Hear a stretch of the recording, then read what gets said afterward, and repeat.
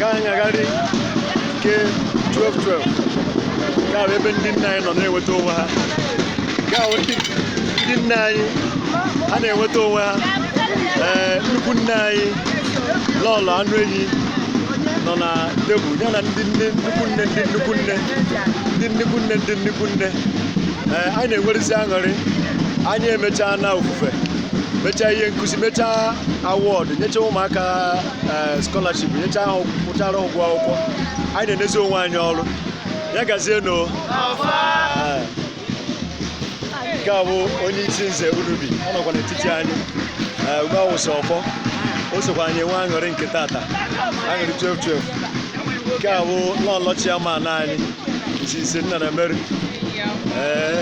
entertainment na-aga on ihe niile na-aga nke ọma Ụzọchukwu Okafọ Ikejiọma our organizing committee chairman for 2020 o mere ihe tụrụ anyị n'anya n'ụbọchị tata o mere anyị wonders ihe ama na ọ ga-eme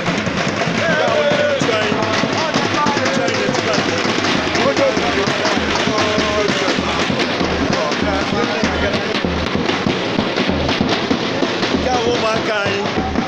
the Golden Future Hope the Golden Children ha nọ na-enwoke aṅụrị na-eri na-aṅụ maka 12 aṅụrị karịrị akarị tata aṅụrị karịrị akarị nke a bụ ndị ụmụaka oge niile isi Ugochukwu na-enwe aṅụrị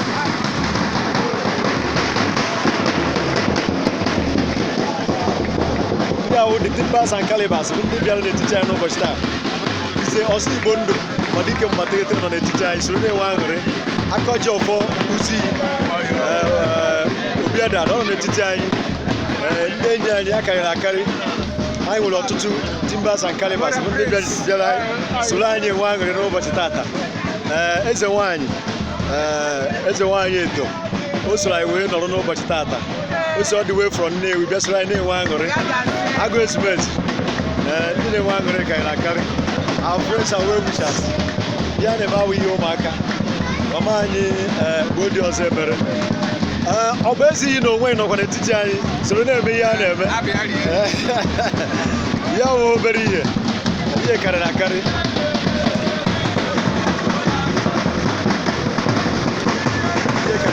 ọ na-akọda emechọrọ Unubi isi ihe kwatas ka ọ na-akpọtụ aṅụrị 12 ka a na-enwe ihe niile dị ka esi wee kwu ya na-aga ka esi wee chọọ mgbe na-adịghị anya nwa eze egwu ya nọkwa n'etiti anyị oke ọnọdụ dịka esi eme oge niile